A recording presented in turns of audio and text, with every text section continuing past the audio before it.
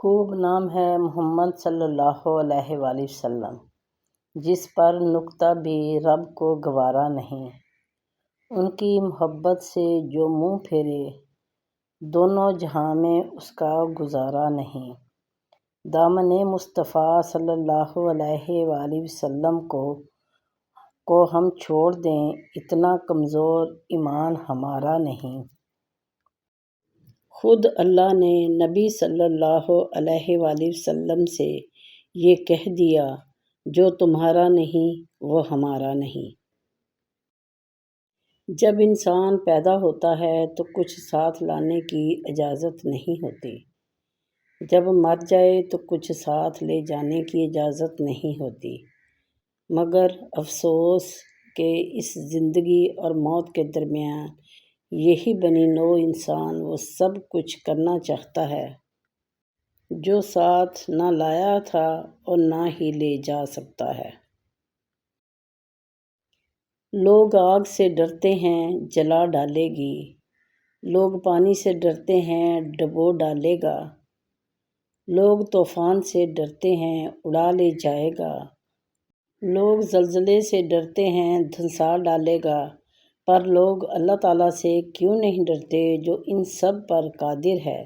اللہ ہمیں اپنے دلوں میں صرف اللہ کا ڈر پیدا کرنے کی توفیق دے، آمین ثم آمین۔ لوگ چاہے کتنا بھی برا چاہیں، لیکن ہوتا وہی ہے جو اللہ تعالیٰ چاہتا ہے۔ سچے دوست اور سچے رشتے خوشیوں میں زینت اور دکھوں میں سہارا ہوتے ہیں۔ مخلصوں کے حصے ہی میں ہمیشہ اذیتوں کے بوجھ آتے ہیں۔ رسول اللہ صلی اللہ علیہ وآلہ وسلم نے ارشاد فرمایا، خیر متاع الدنیا المرأۃ الصالحۃ، دنیا کی بہترین چیز نیک عورت ہے۔ انسان کتنا ہی بڑا کیوں نہ ہو جائے، اللہ پاک کے سامنے بچہ بن جاتا ہے۔ کتنا ہی مضبوط کیوں نہ ہو، اللہ پاک کے سامنے سسک پڑتا ہے، کیونکہ وہ جانتا ہے کہ ایک وہی تو ہے جو سنے گا یہ سسکیاں، اور بس ایک وہی تو ہے جو ہمارا لاڈ اٹھاتا ہے۔ بے شک میرا اللہ بہت بڑا غفور الرحیم ہے۔ اللہ تعالیٰ تمہیں جلد ہی اس تڑپ سے آزاد کر دے گا جس کی تکلیف تمہیں کہیں چین نہیں لینے دیتی۔ اپنے نقصان پر ہرگز غمزدہ نہ ہوا کریں، کیونکہ اللہ پاک آپ سے اس وقت تک کچھ واپس نہیں لیتا جب تک اس سے بہتر آپ کو عطا نہ کرے۔ کچھ مدت گزر جانے کے بعد تمہیں معلوم ہوگا کہ اگر اللہ تمہیں تمہارے انتخاب پر چھوڑ دیتا تو تم ڈوب جاتے۔ واسطہ پڑتا ہے تو نسلوں کا پتہ چلتا ہے، ورنہ باتوں سے تو ہر کوئی خاندانی لگتا ہے۔ دنیا اگر ہاتھ سے نکل جائے تو بندہ غریب ہو جاتا ہے، اور یہی دنیا اگر دل سے نکل جائے تو بندہ ولی بن جاتا ہے۔ سورہ مریم میں اللہ تعالیٰ ارشاد فرماتا ہے، جب تمہارا نفس اور شیطان تمہیں وسوسے دلوائے کہ تمہاری دعاؤں کا کوئی فائدہ نہیں ہونے والا، تو خود سے وہی کہو جو حضرت ابراہیم علیہ السلام نے کہا تھا کہ میں صرف اپنے پروردگار کو پکاروں گا، پکارتا رہوں گا، مجھے یقین ہے میں اپنے پروردگار سے مانگ کر کبھی محروم نہ رہوں گا۔ قیامت کی نشانی۔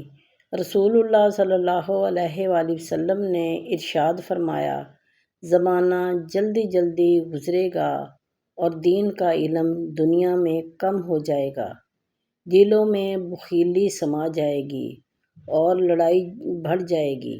آپ صلی اللہ علیہ وآلہ وسلم نے ارشاد فرمایا، آباد رہے وہ شخص جو میری حدیث سنے اور دوسروں تک پہنچائے۔ اللہ تعالیٰ سے مانگو، نہ ملے پھر مانگو، پھر بھی نہ ملے تو رو کر تڑپ کر مانگو، وہی دے گا اور وہی دینے والا ہے بے شک۔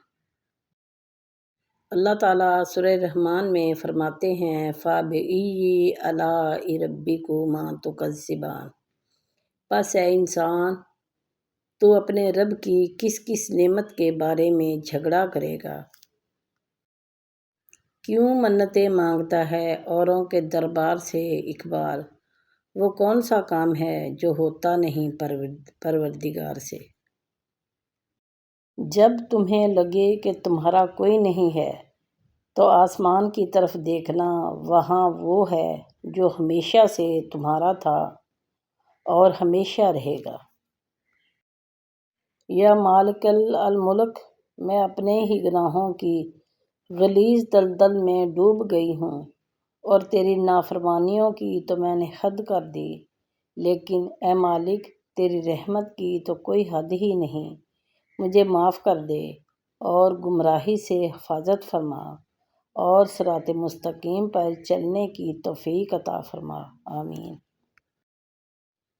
ایک بیج بغیر آواز کے اگتا ہے، جبکہ درخت بھاری آواز کے ساتھ گرتا ہے۔ تباہی کی آواز ہوتی ہے، لیکن تخلیق کی کوئی آواز نہیں ہوتی۔ یہ خاموشی کی طاقت ہے، اس لیے خاموشی سے آگے بڑھو۔ ایک وہ زمانہ تھا کہ لوگ رشتوں کے لیے اپنی خوشیاں قربان کر دیتے تھے۔ آج وہ زمانہ ہے کہ لوگ اپنی خوشیوں کے لیے رشتے تک قربان کر دیتے ہیں۔ جب اللہ پاک سے مانگ لو تو دل میں نہ ملنے کا ڈر نہ رکھو، کیونکہ اللہ پاک اٹھتے ہوئے ہاتھوں کی لاج رکھتا ہے، بے شک۔ نصیب ہار جاتا ہے مگر دعائیں ہمیشہ جیت جاتی ہیں۔ بس یقین کے ساتھ اللہ سے مانگتے رہو، وہ رب کریم تمہیں کبھی مایوس نہیں کرے گا، انشاءاللہ۔ اللہ تعالیٰ جانتا ہے کہ تم انتظار کر رہے ہو، وہ بہت جلد تمہارے انتظار کو کن کے معجزوں میں بدل دے گا، انشاءاللہ تعالیٰ۔ تنہا ہونا یہ نہیں ہوتا کہ آپ کے پاس کوئی نہیں ہے، تنہا ہونا دراصل یہ ہے کہ سب آپ کے پاس ہیں مگر آپ کا کوئی نہیں ہے۔ یا اللہ بھر دے ان سب کی جھولیاں جو بے اولاد ہیں، اللہ پاک سب کو اولاد جیسی نعمت سے نواز دے، آمین۔ دنیا میں سب سے زیادہ تکلیف دینے والی چیز غربت ہے، کیونکہ اس میں سارے رشتے ٹوٹ جاتے ہیں۔ دلوں پہ راج ہمیشہ سچائی کرتی ہے، دکھاوے نہیں، جہاں بھی رہیں مخلص رہیں۔ اگر آپ ایک چادر لے کر سو جائیں اور اٹھنے پر آپ کے اوپر چادر کی بجائے رضائی ہو تو سمجھ لو اس محبت کا نام ماں ہے، بے شک۔ یہ لوگ تو اجنبی ہیں، پتھر کہاں سے آئے، دیکھو ذرا اس بھیڑ میں کوئی اپنا ضرور ہوگا۔ خود کو سب سے بہتر سمجھ لینا ایسی بیماری ہے جو انسان کو کسی قابل نہیں چھوڑتی۔ پتہ نہیں کیسے امتحان لے رہی ہے یہ زندگی، قسمت، محبت، گھر والے سب مجھ سے تنگ رہتے ہیں۔ درد سب کے ایک جیسے ہیں مگر حوصلے الگ الگ ہیں، کوئی بکھر کر مسکراتا ہے تو کوئی مسکرا کر بکھر جاتا ہے۔ باادب منافق ہونے سے سچا بدتمیز ہونا بہتر ہے۔ یا اللہ تجھے تیرے محبوب حضرت محمد صلی اللہ علیہ وآلہ وسلم کے حسن و جمال کا واسطہ، مجھے مرتے وقت کلمہ طیبہ زبان پر جاری فرمانا۔ آمین ثم آمین۔ لا الہ الا اللہ محمد رسول اللہ۔ ابو ہریرہ رضی اللہ تعالیٰ عنہ سے روایت ہے کہ نبی اکرم صلی اللہ علیہ وآلہ وسلم نے ارشاد فرمایا، اگر میں کسی کو کسی کے لیے سجدہ کرنے کا حکم دیتا تو میں عورت کو حکم دیتا کہ وہ اپنے شوہر کو سجدہ کرے۔ رسول اللہ صلی اللہ علیہ وآلہ وسلم نے ارشاد فرمایا، جس شخص نے کوئی غلطی کی یا کوئی گناہ کیا پھر اس پر شرمندہ ہوا تو یہ شرمندگی اس کے گناہ کا کفارہ ہے۔ حضرت عمر رضی اللہ تعالیٰ عنہ بیان کرتے ہیں کہ رسول اللہ صلی اللہ علیہ وآلہ وسلم نے ارشاد فرمایا، تم میں ہر کوئی شکر کرنے والا دل، ذکر کرنے والی زبان اور ایمان والی بیوی رکھے جو اس کی آخرت کے کاموں میں مدد کرے۔ حضرت ابو ہریرہ رضی اللہ تعالیٰ عنہ کہتے ہیں کہ نبی اکرم صلی اللہ علیہ وآلہ وسلم نے فرمایا، والدین کا درجہ جنت میں بلند کیا جاتا ہے ان کی اولاد کے دعا اور استغفار کرنے کے سبب سے۔